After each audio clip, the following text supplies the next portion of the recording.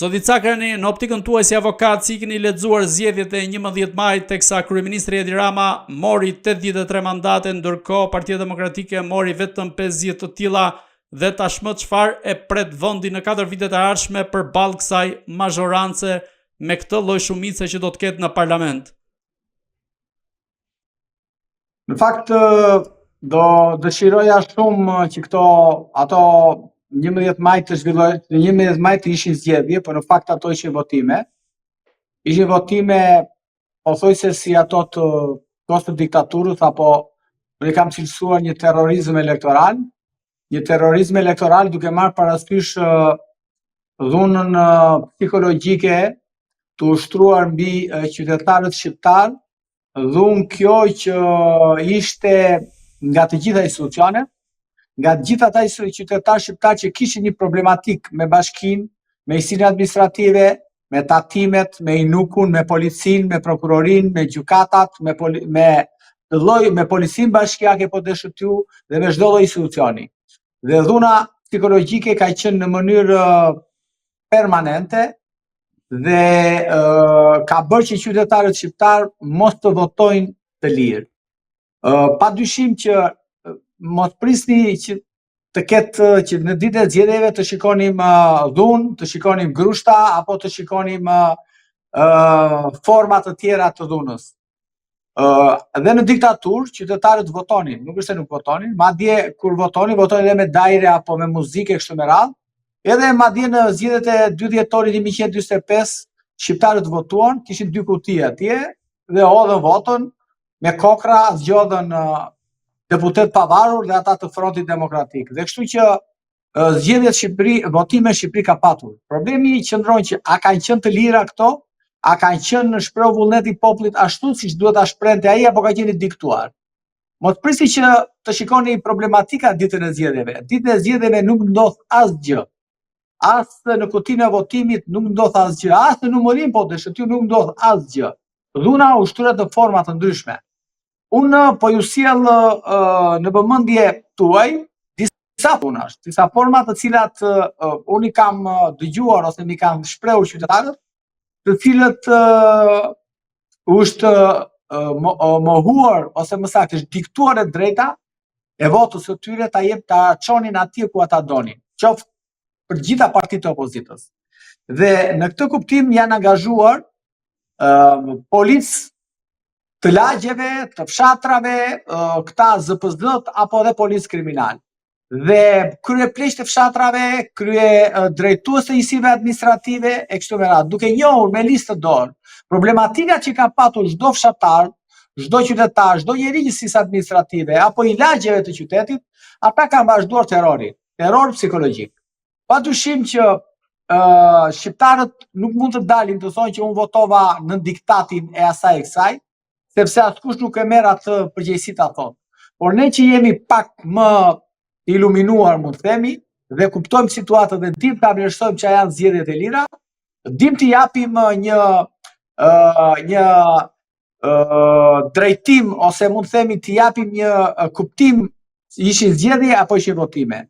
Dhe kështu që kjo është ajo që unë do të sjell në vëmendje, që solla në vëmendjen tuaj që këto nuk ishin zgjedhje, po ishin votime.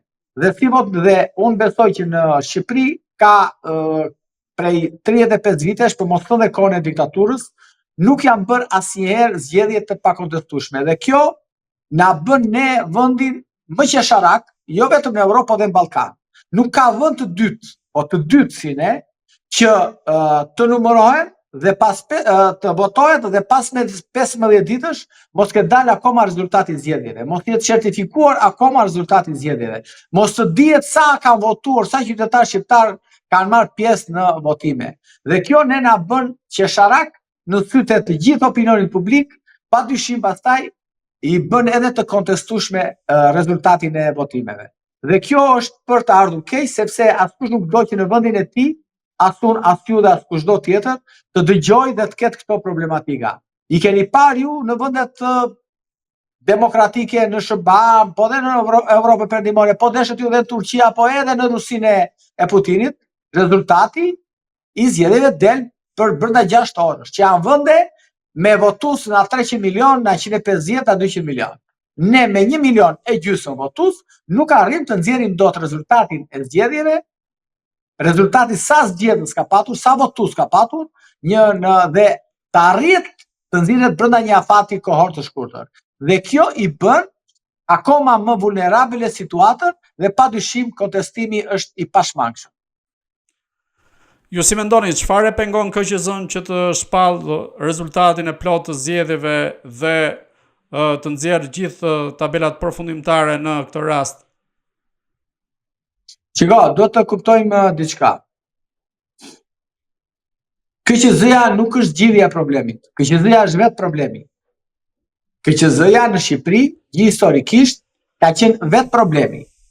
Sepse KQZ-t në Shqipëri dhe kryetarët e atyre që kanë drejtuar këto komisione shtetërore të zgjedhjeve, kanë qenë të diktuar ose nën diktatin e partisë që ka zgjedhur. Padyshim që zoti Celi Bashi mundohet të duket sa më asnjanës, të duket sa më i moderuar, por mos harrojmë që vjen është një ish deputet i Partisë Socialiste, është një njeri i cili ka menaxhuar më përpara, njëherë para disa vitesh, Komisionin Shtetëror të Zgjedhjeve dhe nuk mundet ne të presim tani që ai individi të jetë individi i cili nuk ka në shpirtin apo në ndjenjat e tij, në brumin e tij militantizëm. Dhe kështu që kjo e bën të pa shmangshme që Komisioni Qendror i Zgjedhjeve është vetë problemi. Mos harrojmë në diçka tjetër. Komisioni Shtetëror i Zgjedhjeve ka qenë këtu, i ka parë si kanë ardhur zarfet nga jashtë Shqipërisë, i ka parë të gjitha problematikat dhe nuk ka propozuar qoftë një herë të vetme një marrje masash për të penalizuar apo qoftë edhe për të pezulluar ose edhe qoftë edhe për të kthyer zgjedhjet në ato vende të cilat ka pasur probleme. Dhe problemet kanë qenë të shumta. Janë bërë në sy të publikut. Njësia 5 besoj e pat atje ku zoti Braçe i Partisë Socialiste pati ato problematikën dhe ku ata njerëz ishin aty në ato zyra, ikën me vrap me çanta në krah, ishin me lek, me ça, me kompjutra, me ça ishin atje, dhe askush nuk marrti përgjegjësi. Dhe sot e kësaj dite nuk flitet.